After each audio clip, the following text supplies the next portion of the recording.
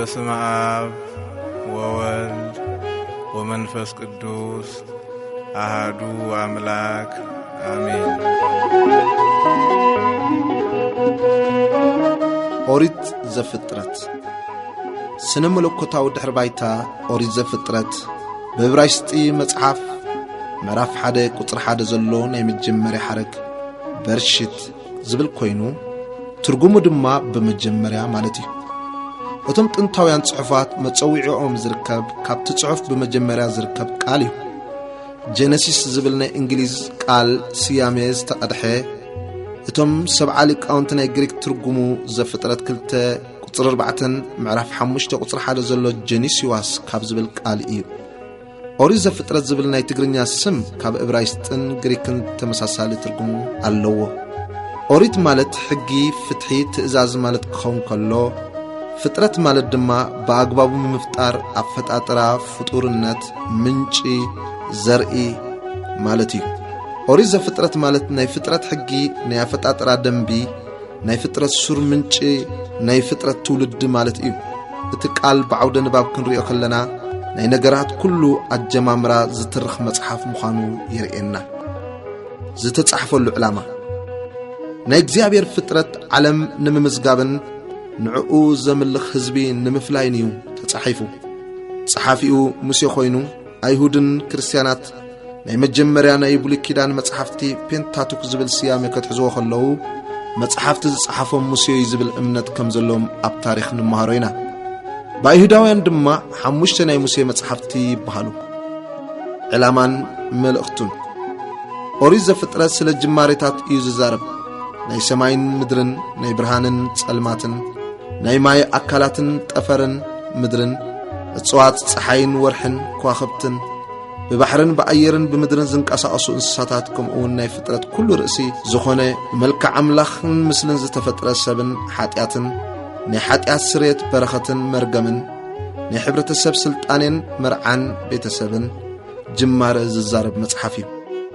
ድሕሪ ባይታ ናይ ዝስነ ጽሑፍ ኦሪት ዘፍጥረት ኣብ 10 ዓበይቲ ክፋላት ዝተመደበ ኮይኑ እቶም ናይ መጀመርታ 5 ክፋላት ኣብ ሓደ ዝምደቡ ኮይኖም ካብ ኣዳም ስጋብ አብርሃም ዘሎ ዘመን ዝዛረቡ ኮይኖም ጥንታዊ ታሪኽ ተባሂሎም ክጽውዑ ይኽእሉ እዮም። ምዕራፍ 1 ቁጥር 1 ስጋብ ምዕራፍ 11 ቁጥር 26። እቲ ናይ መጨረሻ 5 ክፋላት ድማ ነዊሕ ሓደ ውፅእ ናይ ትውልድ ሐረግ ዝሓዘ እዩ። ንሱ ድማ እግዚአብሔር ምስ አብርሃም፣ ይስሐቅ፣ ያዕቆብ፣ ዮሴፍ ከምኡውን ምስ ስድራቤታቶም ዝነበሮ ርክብ ዝተታሕዘ እዩ። ብዙሕ ግዜ እዚ ክፍሊ ናይ ኣቦታት ታሪኽ ብዝብል ንረኽቦ።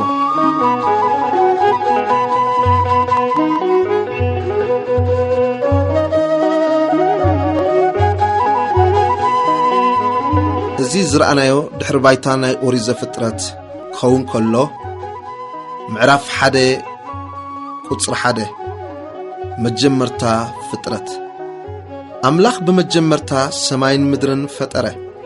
ምድሪ ድማ በረኻን ጥራያን ነበረት፣ ጸልማት ከዓ ኣብ ልዕሊ ማዕሙቕ ነበረ። መንፈስ አምላኽ ድማ ኣብ ልዕሊ ማያት ይዝንቢ ነበረ። አምላኽ ከዓ ብርሃን ይኹን በለ፣ ብርሃን ድማ ኮነ።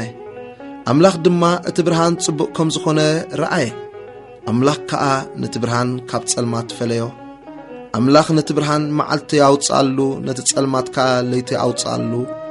ምሸት ኮነ፣ ብጊሓቱን ኮነ ሓንቲ መዓልቲ። ቁጥር 6 አምላኽ ድማ ንማያት ካብ ማያት ዝፈሊ ጠፈር ኣብ መንጎ ማያት ይኹን በለ። አምላኽ ነቲ ጠፈር ገበሮ፣ ነቲ ኣብ ትሕቲ ጠፈር ዘሎ ማያት ድማ ካብቲ ኣብ ልዕሊ ጠፈር ዘሎ ማያት ፈለዮ። ከምኡውን ኮነ። አምላኽ ከዓ ነቲ ጠፈር ሰማይ ያውጻሉ፣ ምሸት ኮነ፣ ብጊሓቱን ኮነ ካልእቲ መዓልቲ። ቁጥር 9 አምላኽ ድማ እቲ ንቁጽ ምእንቲ ክረአስ እቲ ኣብ ትሕቲ ሰማይ ዘሎ ማያት ናብ ሓንቲ ቦታ ይተኣከብ በለ። ከምኡ ድማ ኮነ። አምላኽ ከዓ ነቲ ንቁጽ ምድሪ ኣውጻሉ፣ ነቲ እኩብ ማያት ድማ ባሕሪ ኣውጻሉ።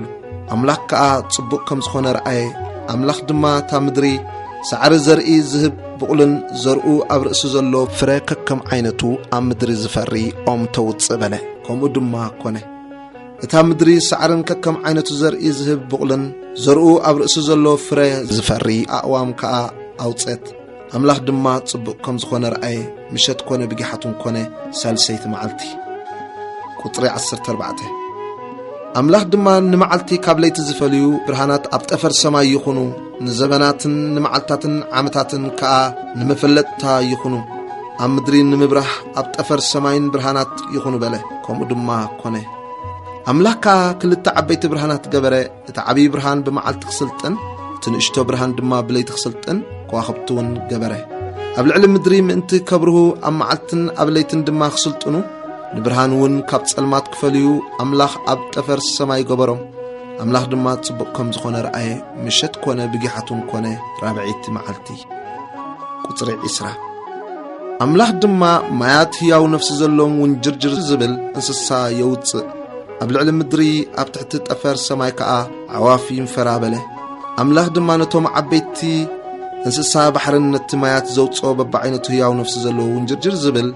كلن كن في زلون بعينتن كلن عواف فتره أملاخ كا تصبق كم زخونه رأي أملاخ دما فرين تبازحن نمايات بحر ملؤو عواف كا أمدري بزحا يلو بارهم مشت كونه بجحتون كونه حامشيتي معلتي قطر 24 أملاخ دما مدري هياو نفس زلو ببعينتو انسسان لممتان أراويت مدرن ببعينتو توتس بله كمون كونه أملاكا أراويت مدري ببعينتون انسسا ببعينتون كل لممتا مدري خا ببعينتو جبره أملاخ دما تصبق كم زخونه رأي قطر 26 أملاكا بملكعنا كم مثلنا سب نقبر نعسا بحرن نعواف السماين انسسان نبزلا مدرن مدري لمم نزبل كله لممتان يجزؤ بله أملاك دما بملكعو السب فتره بملكع أملاك فتره تبعتين انستين جيرو فترهم أملاك كا بارخهم أملاك دما فرين تبازحن مدرخ آمل أوان بملخوان نعسا بحرن نعواف السماين مدرن لمم نزبل كله انسسان كا جزء بلهم أملاك دما انه أبلع كل مدري زرئي زلو كل أحملتن ززراء زرئي زلو فرقهم ناي كل أقوامن هيبكم ألخو أمو مقبيخنكم نقول أراويت مدرن نقول عواف سماين هياو نفسي نزلوهم مدرن لمم نزبلو كل خاء كل لملم سعرين مقبوم هيبهم ألخو بله كمو دما كونه أملاك كا زقبرو زبلو كل رأي نهو بزحت صبق كونه مشت كونه بجحتون كونه سادسيت معلتي